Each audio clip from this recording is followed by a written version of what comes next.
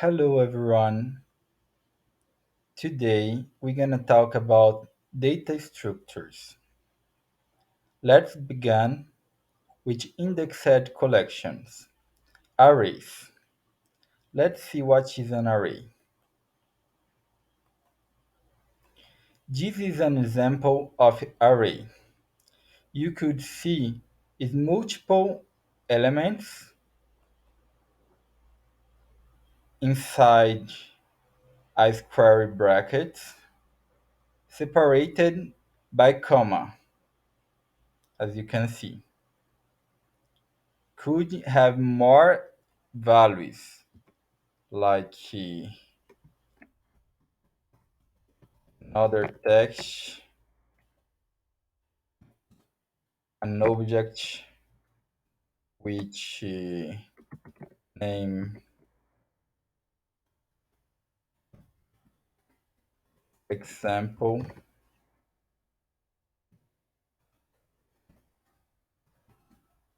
could have a function. It did a function.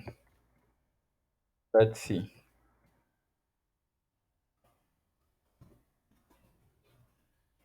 Could have so many type of data. Let's see how to access them. I will make this function uh, console log.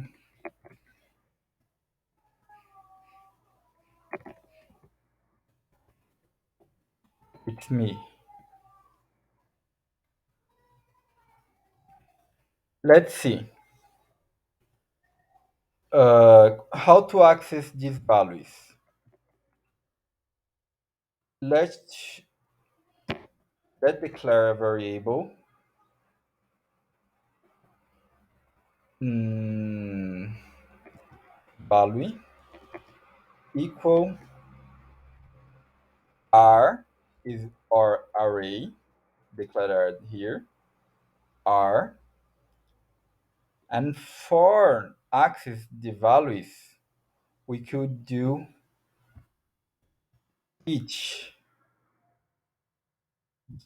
square brackets, and as you can see this is the first element, this is the second element, this is the third element, and so on.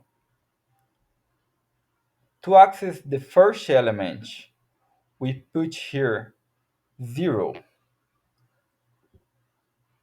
0 is the first element, and the second element is 1. Let's see. 0 console.log value. Save.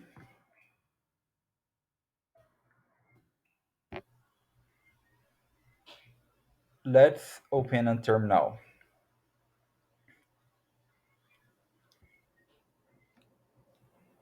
Let's run this code.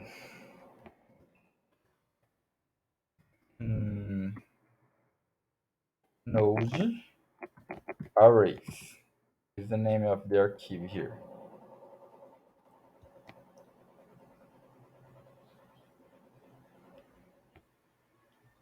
One.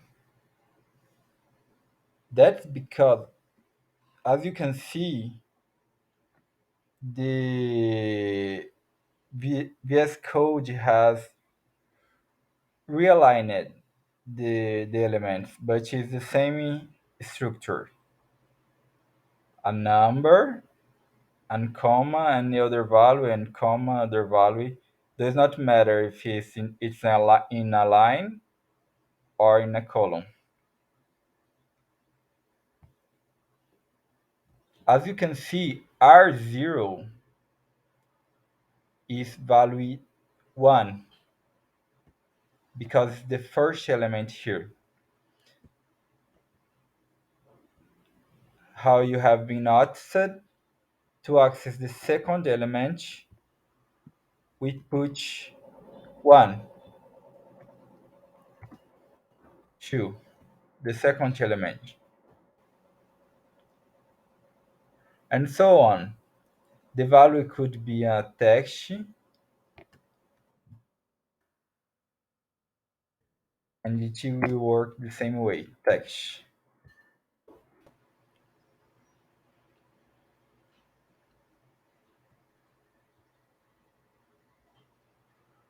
Let's see this element, an object.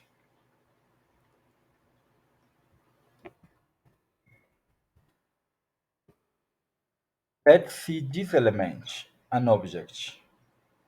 We could access in 0, 1, 2, 3, 4, 5. R5 is the index of this element.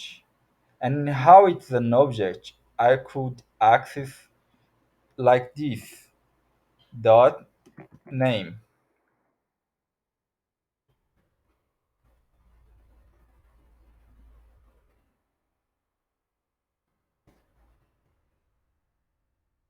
Example, we accessed the attribute name of the object. Function that do a console log. Let's do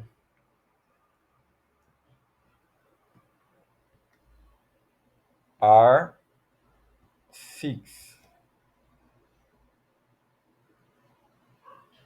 But it's a function. We need to invoke it. Function, I will invoke it to do this. Console log it's me.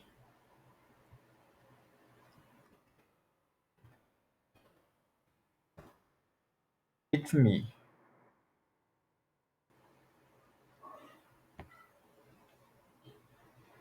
And on the find, as we said before, it's because it's not returning nothing. It's returning on the find. But it do a console log.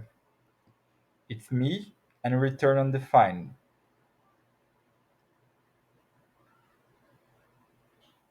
We does not need this console log value to show it's me. Let's see. It's me. Because the inner function do the console log. It could return something like this. Return,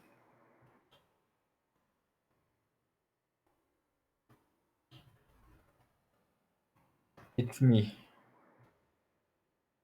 And we could do here a console.log of what this array6 function does.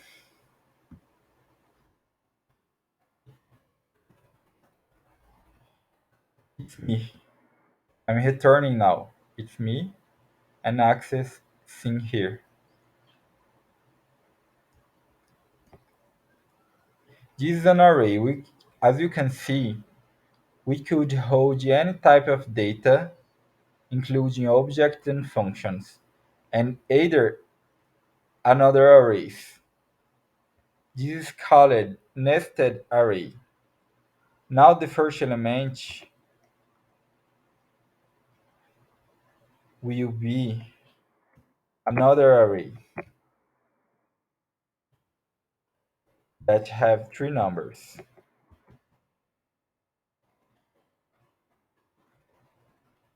And we could access here one, one, one no, zero, one, because we are accessing the first element of this array, the first index, and to do this, we do 0, R0. And for accessing the second element of this inner array, we open again square brackets and put the index here, 0, 1. 0, 1 means 0, this element, and this element. Let's see.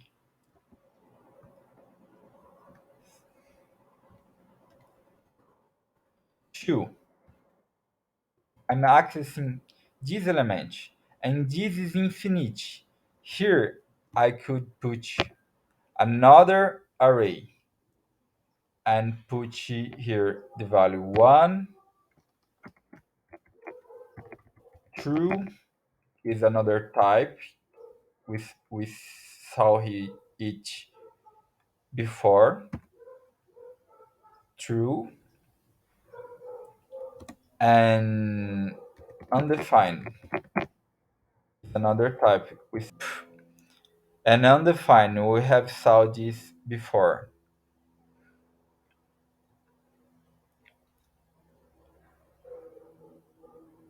And I could access this. Let's access 2.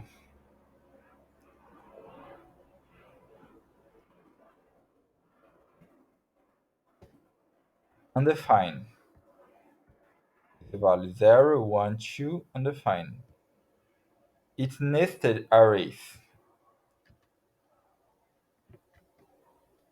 And this is infinite. You can do so many arrays inside of other arrays.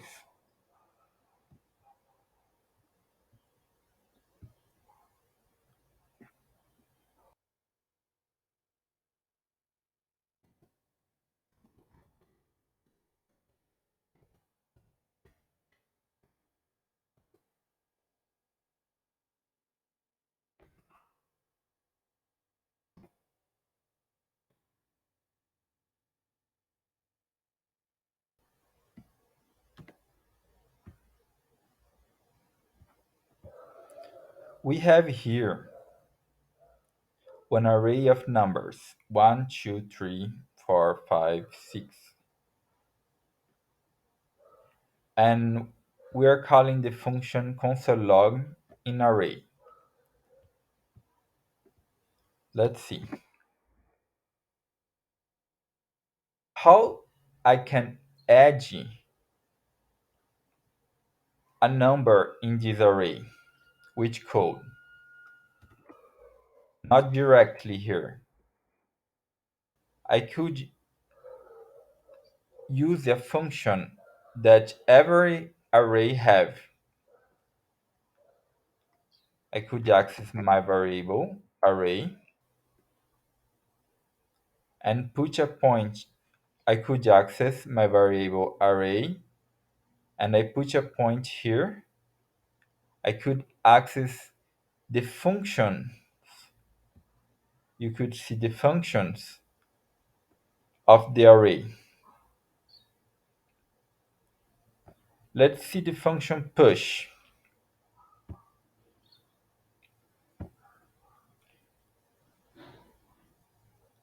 As you can see here, the function push appends new elements to the end of an array and returns the new length of the array.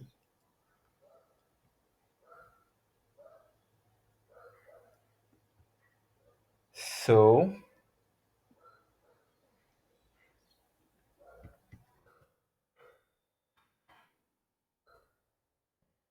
I will put 7 here.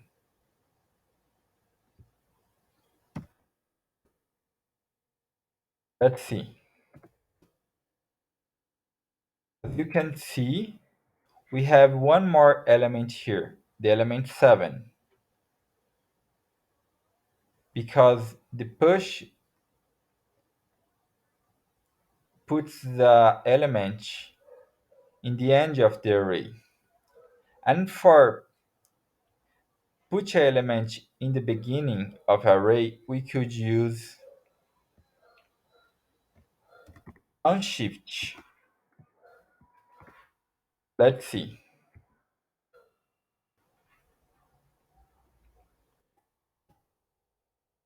Now the 7 is the first element of the array. Let's see what is the slice method does.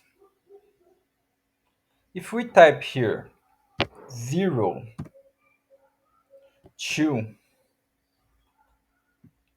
let's save and let's see what are in the R2 variable. 1 and 2, because it's sliced from index 0 index, 0, 1 index, and 2 index no. 2 index no. That's the end. This is excluded. So we only include 0 and 1. 0 and 1. That's the slice of the array. Let's see if we put here 1 and 3.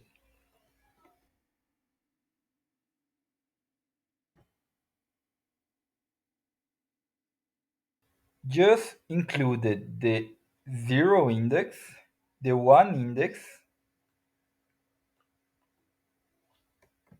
and the second index. The third index, no, that's excluded. 1 included and 3 excluded. Do you understand? Let's see what is the splice method. If you do here 0 and 2,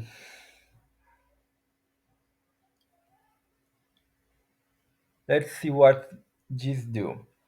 Remove the element from an array and, if necessary, insert new elements in their place, returning the deleted elements. So let's console log the R, as we can are modifying the existing elements, and remove these two. 0 and 1. Let's see what this does. Remove the first element of the array, one element from 0.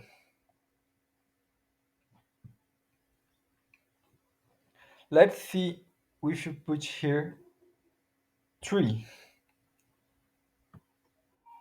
Save.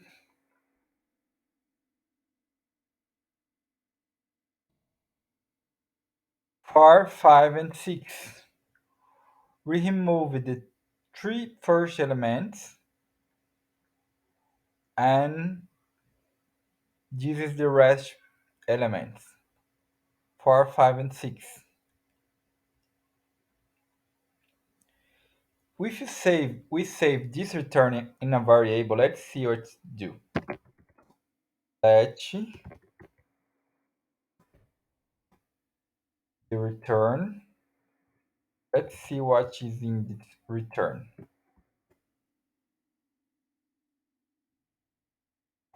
1, 2, and 3. I retrieve these elements, like the slice method.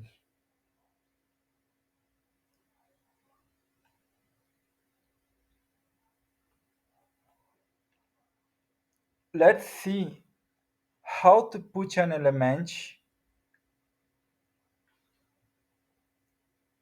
when we remove an element. We could put here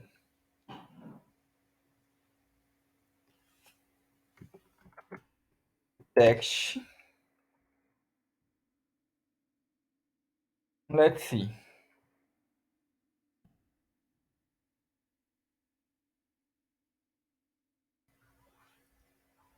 Nothing happens because I'm console logging wretch. Let's console log the R.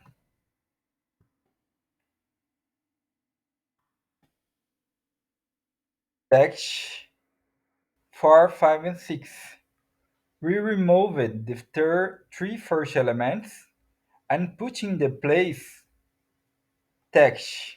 I could put another value here too, like 3, true, banana, and so on. Let's see. Text 3, true, banana, and removed the three first elements. If I don't want to remove any element, I put here the index like 4,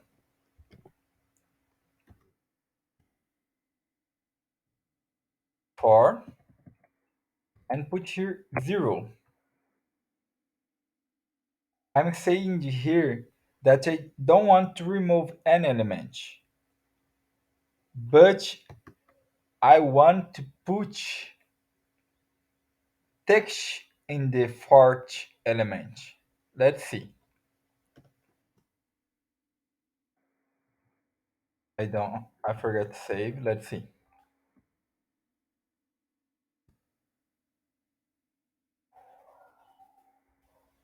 1, 2, 3, 4, text 5, 6. So the fourth element now is not 5, is text. And the rest of the array was pushed to front of text because I put the text in the fourth place of the array. That's how rsplice works.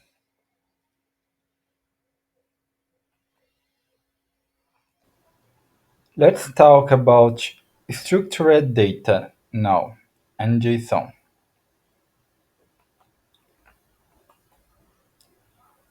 This is JSON.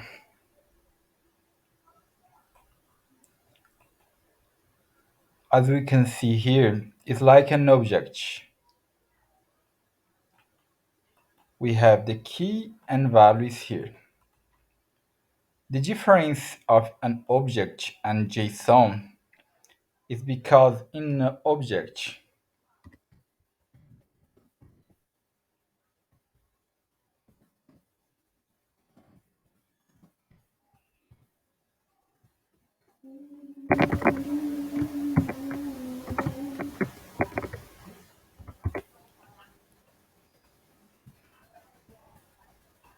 in an object, we have not quotation marks here. It's like this. This is an object. This is JSON, a type of structured data. Let's create an archive here called file.json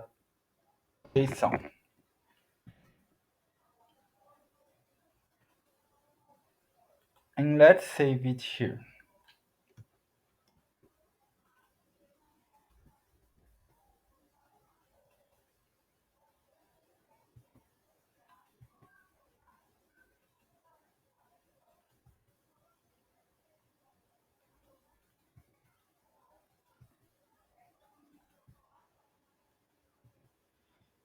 This is a file JSON.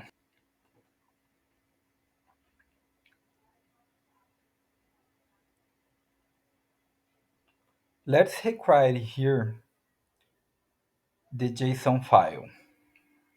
I will, I have typed recreate and I put the path here slash dot slash file.json. That means it's in the same folder dot slash same folder file.json same folder file.json. If we console log here JSON,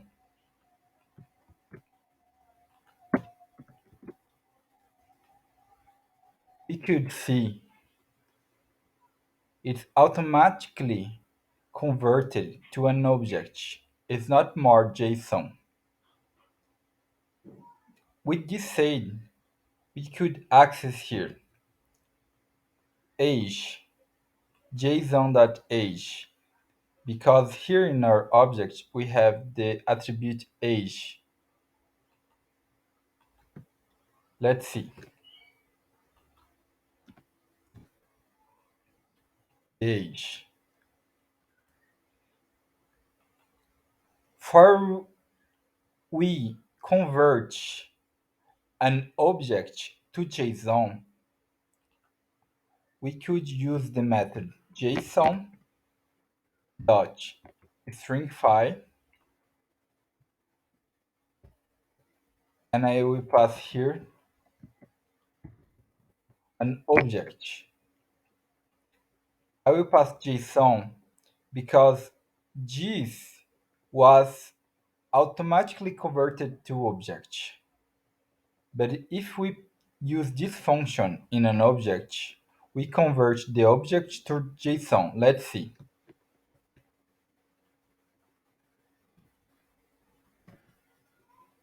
Now it's again JSON. We could see the difference here in JSON and objects because it has have quotation marks in the attributes. This is JSON file. It's used to hold data more easily. As we can see, we can easily access the any attribute of this file. Have another type of structured data like XML.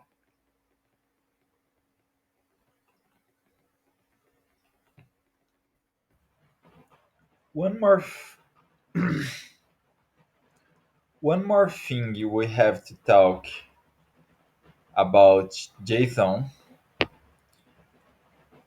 is that you can hold arrays and objects like here.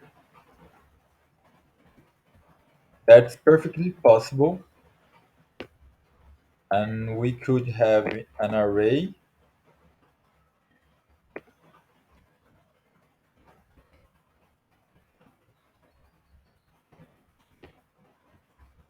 of objects like this.